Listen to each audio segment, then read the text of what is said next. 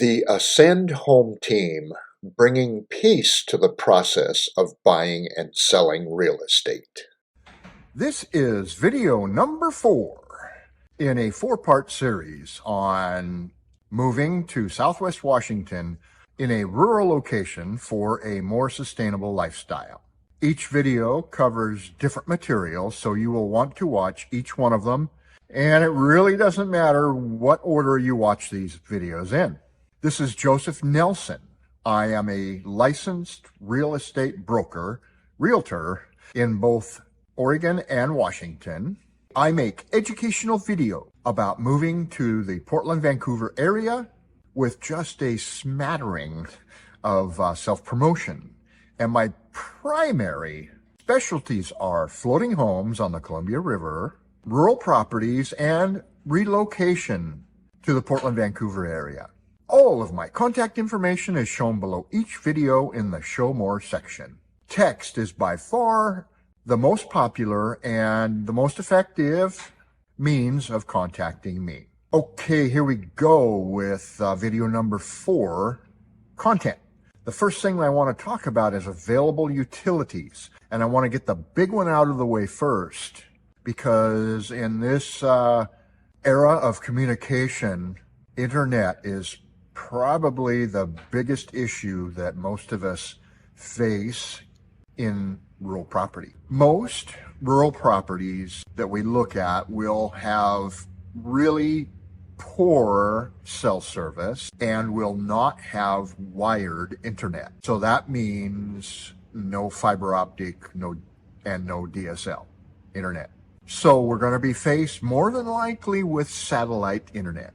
We were assured we would get good internet through a cell service provided internet at our location, and so we bought that before we moved in because there would be no need to install a dish or anything like that, and we would have service as soon as we entered the property.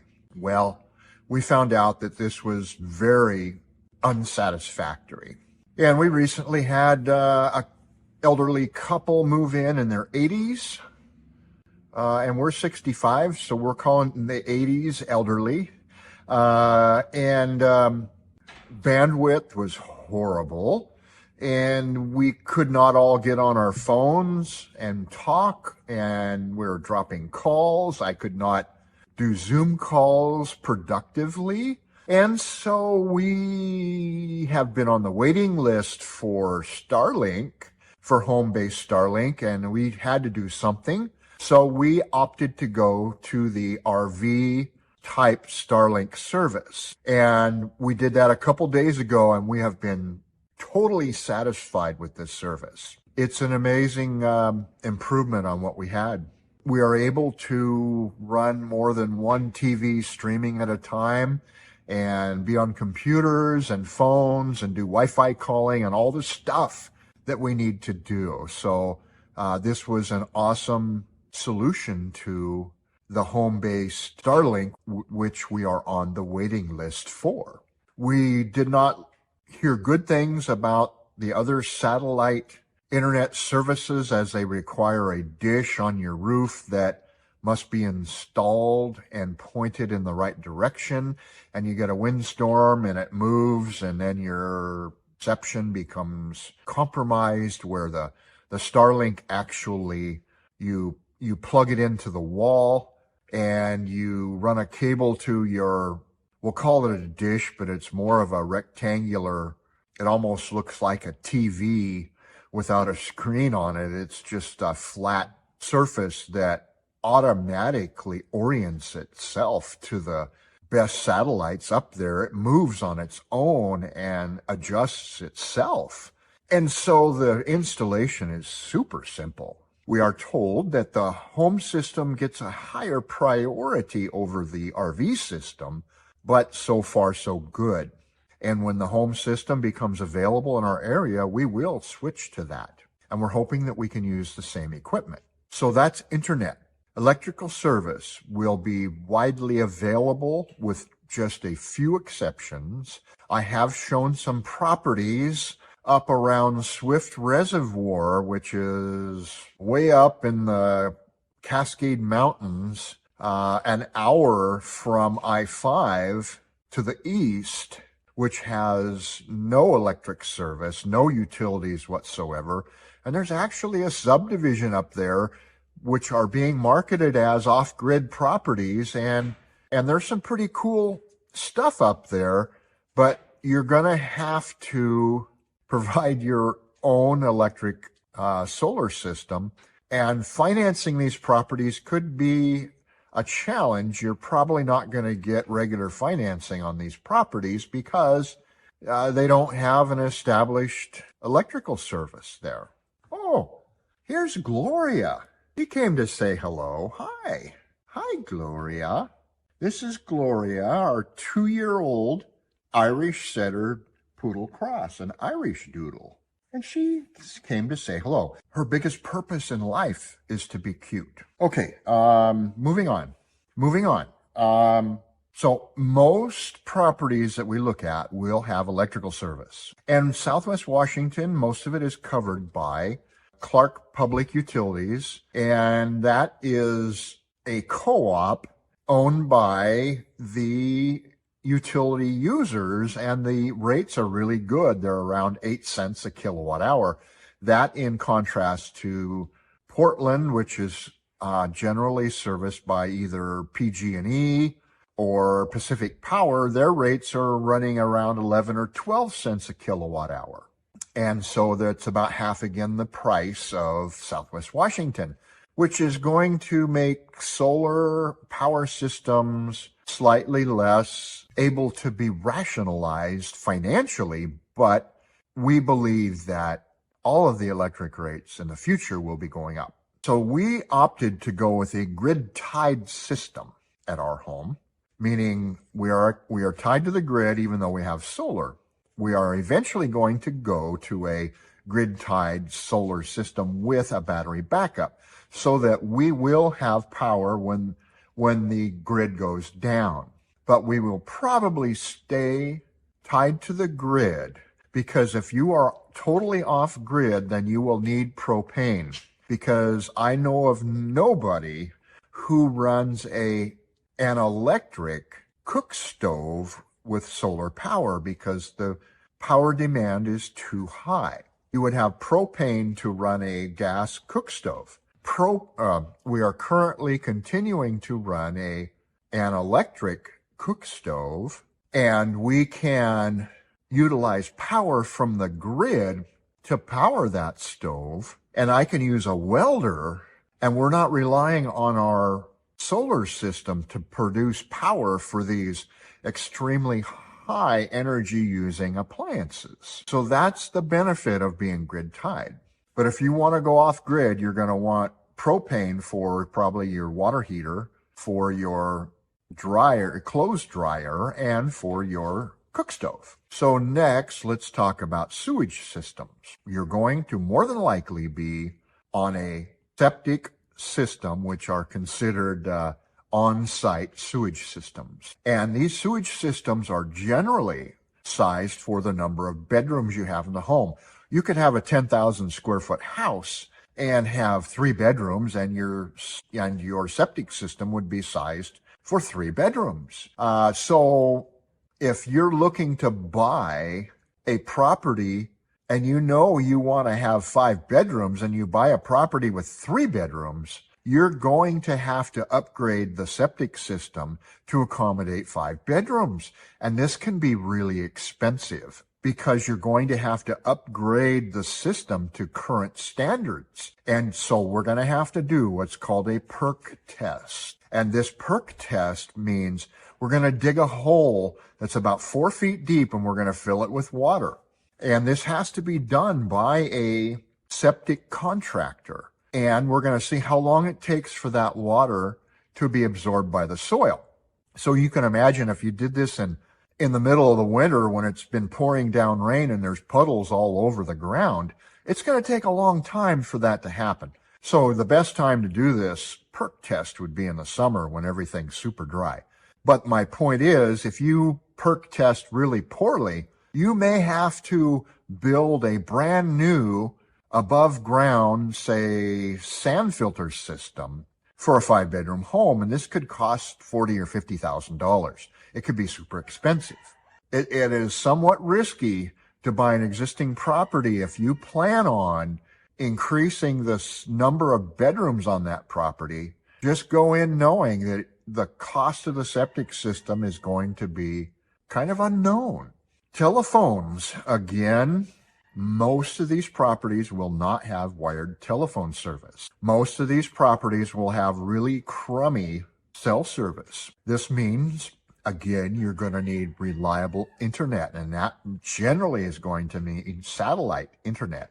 And you want to set up your phones for Wi-Fi calling. Next, we're going to talk about gas. Most of these properties, almost without fail, will not have natural gas. If you want gas, you're going to have to install a propane tank. And the best way to heat a home is going to be with wood. There are super efficient ways to heat a home with a heat pump or a mini split, but nothing is more efficient than having a lifetime supply of firewood right on your property, so it's virtually at no cost to heat your home, which is what we have at our home. Yes, it costs money for equipment. Yes, it costs you effort to cut it and split it. But we marvel at the fact that we can have our home as hot as we want it in the winter without looking at the electric meter or the gas meter spinning like crazy. Water will almost without fail be with a well. This will either be a private well or a shared well. Shared wells are okay so long as there are agreements in place for the shared well as far as how it's to be maintained, etc. Water quality should be tested, and these tests are relatively cheap. Water flow is pretty easy to test. You can go out to the side of the well house and fill up a 5-gallon bucket and see how long it takes and say, yeah, that's like I filled up a 5-gallon bucket in X number of seconds, multiply that, to come up with a flow per gallons per minute. That was pretty easy, but how long will it do that? Will it do it for hours and hours without the well going dry? Question mark. So a capacity test is really the only way to determine this. And this really doesn't do you any good if you're doing it in the rainy season, which is kind of similar with the perk test.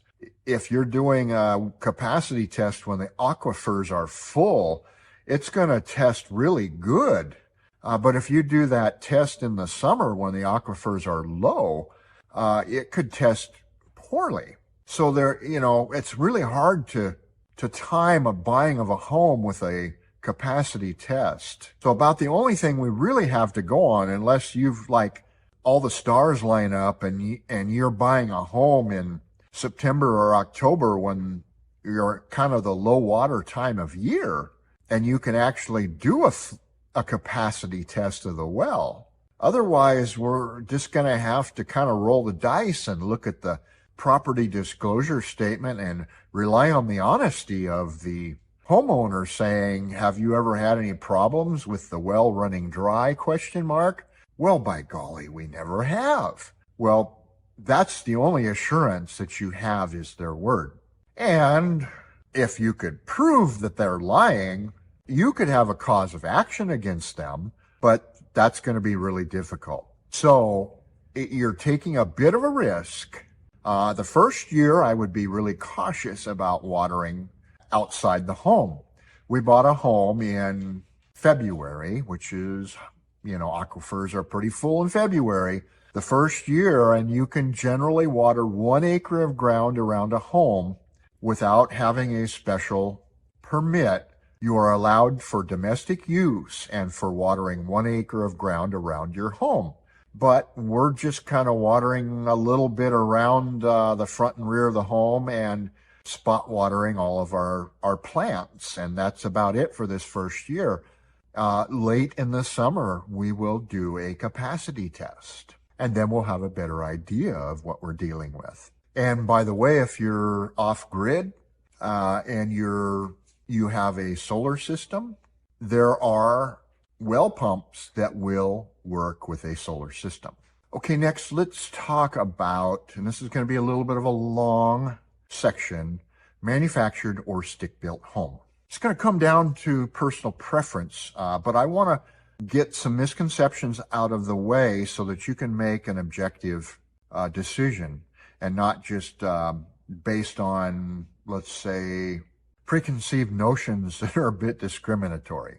We hear a lot that manufactured homes appreciate slower than stick-built homes. One thing I want to say is it is true that older manufactured homes, older than, about probably the mid-'80s, are harder to finance than the ones that are a bit newer. And the financing rates are much higher, and they don't finance FHA, VA, etc. But this is a function of construction standards. Back in the late 70s, HUD came into the picture with manufactured homes and made some significant standards for construction of manufactured homes. They are much better built now than in the past. But even so, there are ones that are built a lot better than others. And this is primarily in finish quality. But bottom line, if you're looking at a fairly new manufactured home, the property as a whole will make or break the value. Remember the 4 factors that are tied to property value, and that's location, land usability, outbuildings, and size of the home, desirability of the home. And not just the fact that the home is a manufactured home. If the manufactured home is of significant stature, tearing it down probably wouldn't make economic sense. Moving it, having it towed out, and selling it may. The problem is if you eliminate all listings that have manufactured homes, you may be eliminating 60% of the properties in a given area, because having a stick-built home built in an outlying area is a custom endeavor, and it's going to carry a premium price, because it's not like building a home in a subdivision, even the subdivision in a outlying area that is in the country where they can move equipment from one home to the next as they build homes. No, they have to mobilize equipment to your building site, build your home, and then mobilize equipment back out. And that's expensive. So manufactured homes lend themselves efficiently to being located on land in rural areas. And you could be eliminating the best land by eliminating manufactured homes in your home search. You could be eliminating some amazing property. There are some interesting dynamics about manufactured homes that even I wasn't aware of before we moved into one. The first one we experienced was, well, we can't install solar panels on the roof of a manufactured home. And I'm like, well, I didn't want them there anyway. Anytime you want to do maintenance on your roof, you've got to basically take your panels off to put a new roof on and then reinstall your panels. Well, because the roof is not engineered for that additional weight. Next, we were looking for homeowners insurance. We had State Farm insurance on our vehicles, and we'd always heard, well, you can get a 15% discount on your insurance if you bundle your home with your cars. And we thought, great. We lived in a floating home on the Columbia River, and State Farm did not offer homeowners insurance on a floating home. There was only 1 or 2 companies that wrote homeowners insurance for floating homes, and State Farm was not one of those. Okay, so State Farm, we need homeowners insurance. Oh, you have a floating home. Well, we only offer a 5% discount if you're in a manufactured home. And I'm like, what the hell difference does that make? So, okay, whatever. The next thing that happened, the finance company we dealt with for the solar system, and they offered 3.99% financing.